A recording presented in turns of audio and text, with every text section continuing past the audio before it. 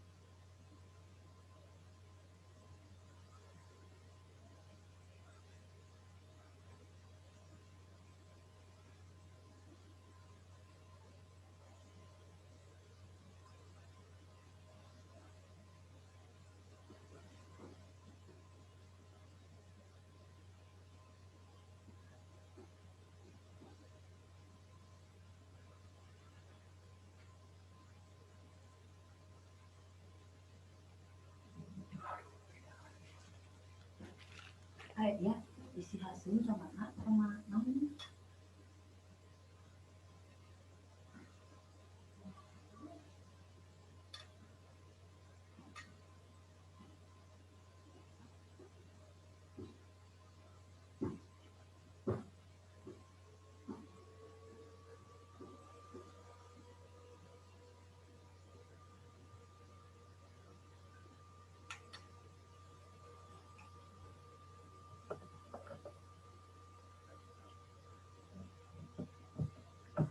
Suaranya kecil, Dit.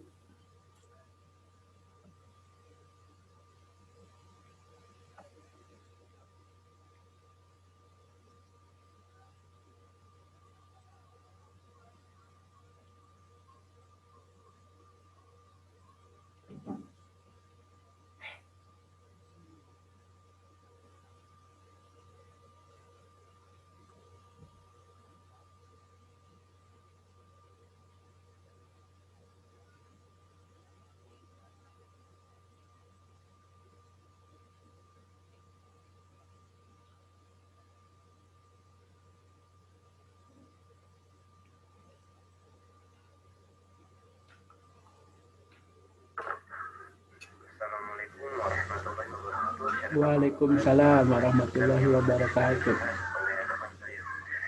Saat ini kita bisa lihat bagaimana transaksi syariah bank syariah sudah berkembang di Indonesia. Ya walaupun itu nggak sebesar Turki, Qatar ataupun Malaysia ya kalau nggak salah hari ini saat ini menduduki 3 besar di dunia.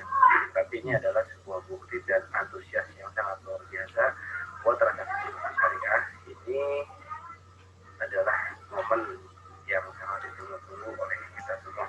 Dan saya juga mengajak teman-teman rekan-rekan untuk bisa mendukung program berbasis syariah. Jika ingin menyelesaikan masalah dengan cara ini, kedua belah pihak wajib menunjuk pihak penengah satu pihak, bisa disebut dengan arbiter, dan selanjutnya mereka membuat perjanjian dari hasil rundingan yang telah disepakati, nanti disebut dengan klausul arbitrase. Untuk proses atau caranya dan keuntungannya sama teman-teman semua bisa dari Google atau memberikan pertanyaan pada kelompok kami. Terdapat 2 jenis arbitrase untuk menyelesaikan sengketa atau masalah. Satu ada arbitrase institusional, yang keduanya ada arbitrase ad hoc. Untuk wujud perjanjian pun ada 2, satu ada akta kompromis, yang keduanya ada factum de compromitendo.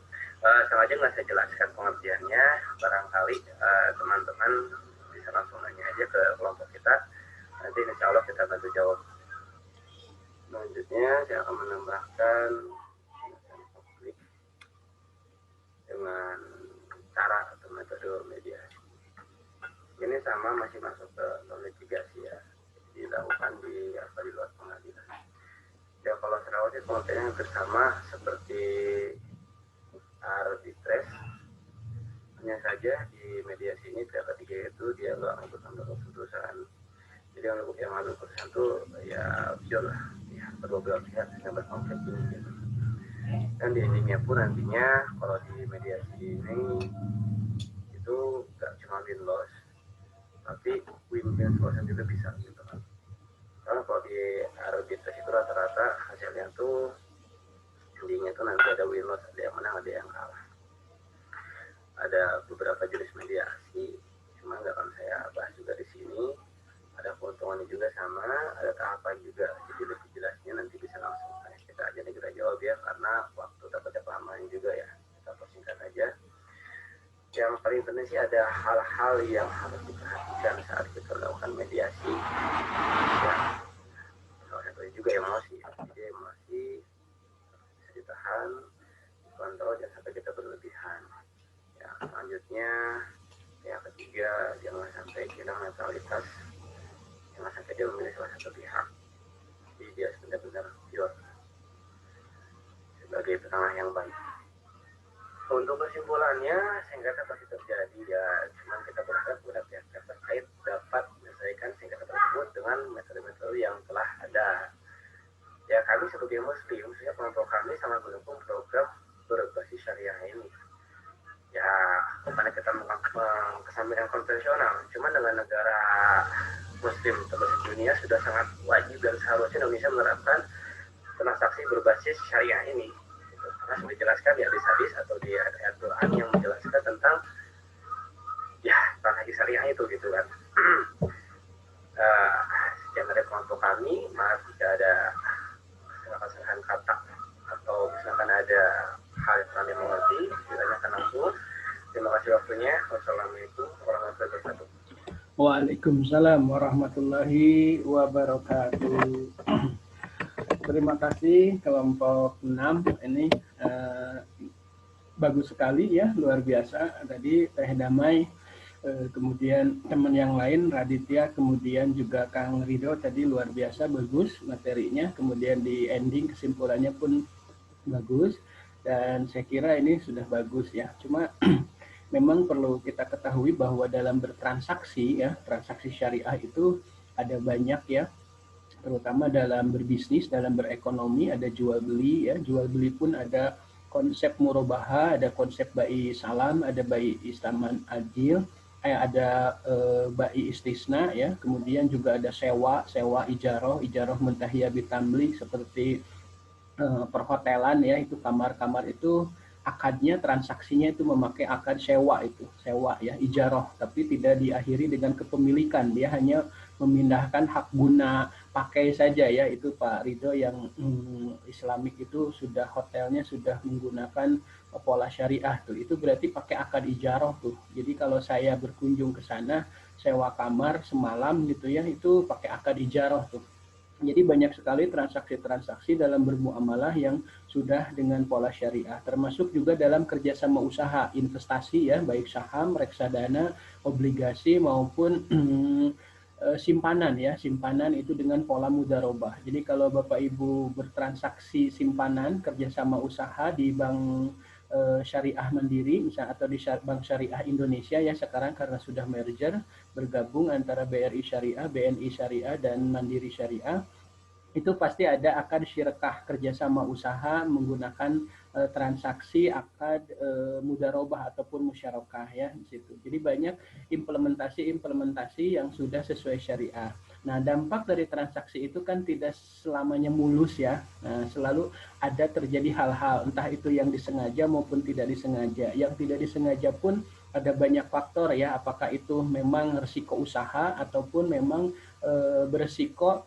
terkendala karena kondisi alam, misalkan saat kemarin wabah COVID gitu ya, Jadi investasi kita sedikit terganggu gitu. Kemudian jual beli kita juga pembayaran sedikit terganggu dan di situ terjadi permasalahan gitu. Nah, bagaimana cara menyelesaikan permasalahan itu? Apalagi sengketa. Sengketa di sini tidak berarti berkonotasi negatif saja ya. Sengketa di sini adalah terjadinya wan prestasi atau penyimpangan dari yang seharusnya, tetapi tidak berarti konotasi yang radikal juga tidak ya.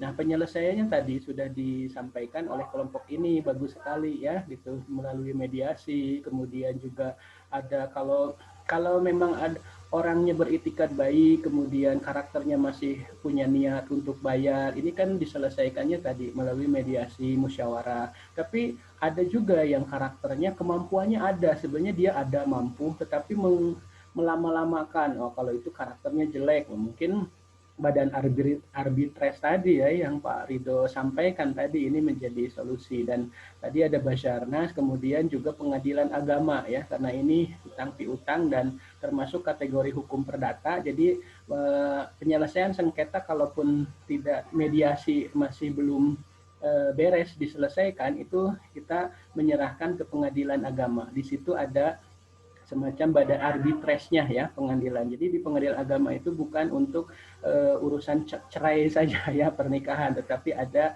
penyelesaian sengketa. Di situ hakim akan melihat ya kondisi dan sengketanya di mana, kemudian nanti bagaimana kedua belah pihak harus menyelesaikannya. Tadi bagus sekali ya yang disampaikan oleh kelompok ini, luar biasa, hebat, dan saya setuju di kesimpulannya. Kita sudah waktunya ya aplikasikan segala sesuatu itu sesuai syariah, bukan karena suruh Pak Ridho, bukan suruh Sukma, tetapi memang tadi sudah diperintahkan dalam Al-Quran ya gitu.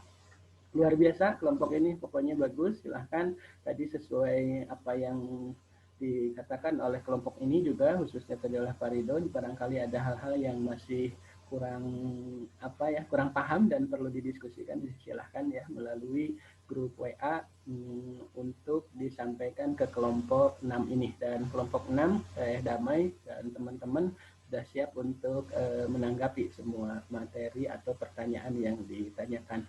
Baik, luar biasa bagus, terima kasih.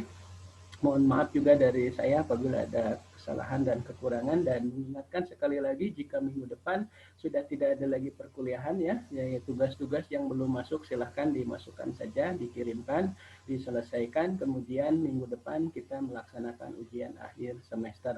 Terima kasih. Billahi taufiq wal hidayah. Assalamualaikum warahmatullahi wabarakatuh.